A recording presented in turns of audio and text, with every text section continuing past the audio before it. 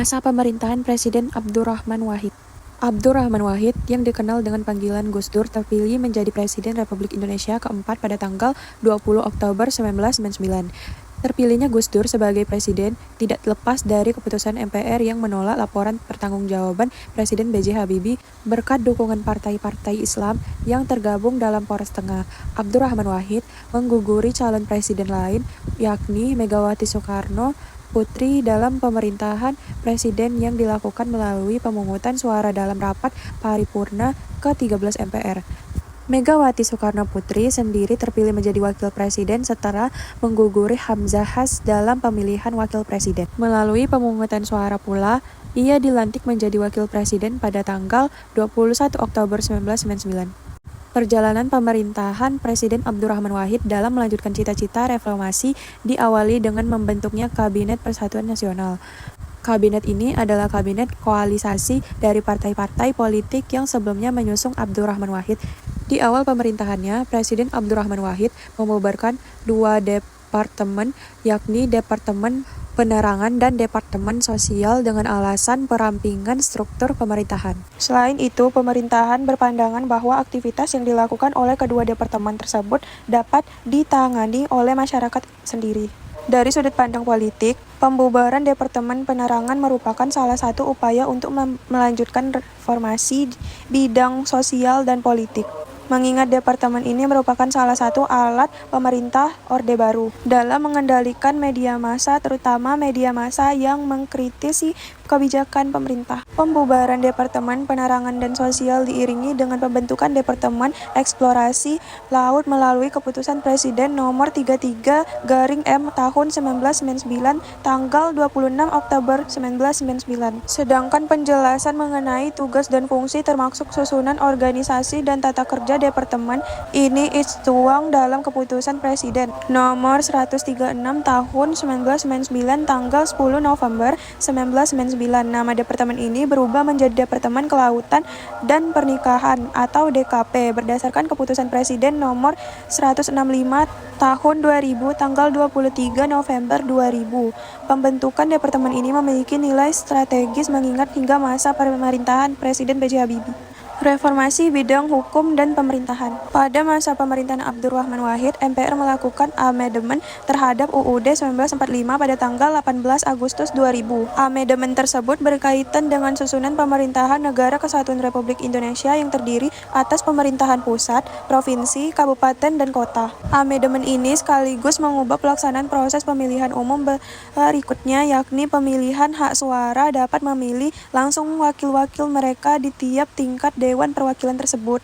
Pencapaian lainnya, pemerintahan Abdurrahman Wahid adalah pemulihan hak minoritas keturunan Tiongkok untuk menjalankan keyakinan mereka yang beragama Konghucu melalui keputusan Presiden nomor 6 tahun 2000 mengenal pemulihan hak-hak sipil penganut agama Konghucu. Pada masa pemerintahannya, Presiden Abdurrahman Wahid berupaya mengurangi campur tangan negara dalam kehidupan umat beragama, namun di sisi lain justru mengambil sikap yang berseberangan dengan sikap partai politik pendukungnya, terutama dalam kasus komunisme dan masalah Israel. Sikap Presiden Abdurrahman Wahid yang cenderung mendukung pluralisme dalam masyarakat termasuk dalam kehidupan beragama dan hak-hak kelompok minoritas merupakan salah satu titik awalnya muncul berbagai aksi penolakan terhadap kebijakan dan gagasan-gagasannya. Dalam kasus komunisme, Presiden Abdurrahman Wahid melontarkan gagasan kontroversial, yaitu gagasan untuk mencabut TAP MPR nomor 25 tahun 1966 tentang larangan terhadap Partai Komunis Indonesia dan penyebaran Marxisme dan Leninisme. Gagasan tersebut dapat tantangan dari kalangan Islam termasuk Majelis Ulama Indonesia dan tokoh-tokoh organisasi massa dan partai politik Islam. Berbagai reaksi membuat Presiden Abdurrahman Wahid mengurungkan niatnya untuk membawa rencana dan gagasannya ke sidang tahunan MPR tahun 2000. Selain masalah komunisme, benturan Presiden Abdurrahman Wahid dengan organisasi, massa, dan partai politik Islam yang notabene justru menjadi pendukungnya saat ia terpilih menjadi presiden adalah gagasan untuk membuka hubungan dagang dengan Israel. Gagasannya tersebut mendapat tantangan keras mengingat Israel adalah negara yang menjajah dan telah banyak melakukan tindakan pelanggaran hak asasi manusia atau disebut dengan HAM terhadap warga Palestina yang mayoritasnya beragama Islam. Membuka hubungan dagang dengan Israel sama aja dengan melanggar apa yang tertuang dalam pembukaan UUD 1945 yang menjelaskan bahwa Indonesia merupakan negara yang menyeru agar penjajahan di atas dunia harus dihapuskan. Kejatuhan pemerintah Presiden Abdurrahman Wahid tidak terlepas dari akumulasi berbagai gagasan dan keputusan yang kontroversial dan mendapatkan tantangan keras dari berbagai organisasi, massa, dan partai politik Islam yang semulanya mendukung kecuali NU dan PKB.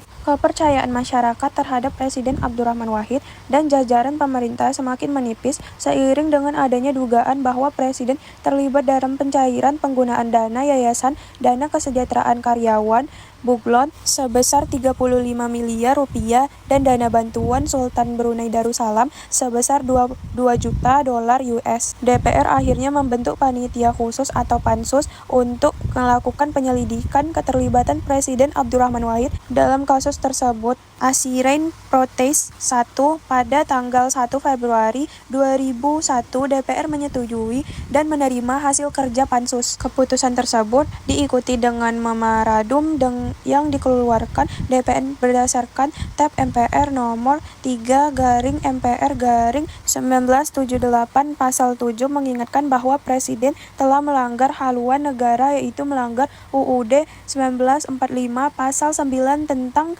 sumpah jabatan dan melanggar Tab MPR nomor 11/MPR/1998 tentang penyelenggaraan negara yang bebas KKN. Presiden Abdurrahman Wahid tidak menerima isi memorandum tersebut karena dia tidak memenuhi landasan konstitusional. DPR sendiri kembali mengeluarkan memorandum kedua dalam rapat paripurna DPR yang diselenggarakan pada tanggal 30 April 2000. Rapat tersebut memberikan laporan pandangan akhir fraksi-fraksi di DPR atas tanggapan Presiden terhadap memorandum pertama. Hubungan antara Presiden dan DPR semakin memanas seiring dengan ancaman Presiden terhadap DPR. 2 hari menjelang pelaksanaan sidang paripurna DPR, Kejaksaan Agung mengumumkan bahwa hasil penyelidikan kasus skandal keuangan Yayasan Yunatera Buglon dan sumbangan Sultan Brunei yang diduga melibatkan Presiden Abdurrahman Wahid tidak terbukti. Hasil akhir pemeriksaan ini pada tanggal 28 Mei 2001, DPR akhirnya menyelenggarakan rapat paripurna untuk meminta MPR mengadakan sidang istimewa MPR. Pada tanggal 21 Juli 2000, MPR menyelenggarakan sidang istimewa yang dipimpin oleh Ketua MPR Amin Rais. Di sisi lain, Presiden Abdurrahman Wahid menegaskan bahwa ia tidak mengundur dari jabatan presiden dan sebaliknya menganggap bahwa sidang istimewa tersebut melanggar tata tertib MPR sehingga tidak sah dan ilegal. Menyadari posisinya terancam, Presiden selanjutnya mengeluarkan maklumat Presiden tanggal 22 Juli 2001. Maklumat tersebut selanjutnya disebut dengan Dekret Presiden. Secara umum, dekret tersebut berisi tentang pembekuan MPR dan DPR RI, mengembalikan kedaulatan ke tangan rakyat yang mempersiapkan pemilu dalam waktu 1 tahun dan menyelamatkan gerakan reformasi dari hambatan unsur-unsur Orde Baru sekaligus membekukan Partai Golkar sambil menunggu keputusan Mahkamah Agung. Namun isi dekret tersebut tidak dapat dijalankan, terutama karena TNI dan Polri yang diperintahkan untuk mengamankan langkah-langkah penyelamatan dan tidak melaksanakan tugasnya seperti yang dijelaskan oleh Panglima TNI Widodo AS sejak Januari 2001.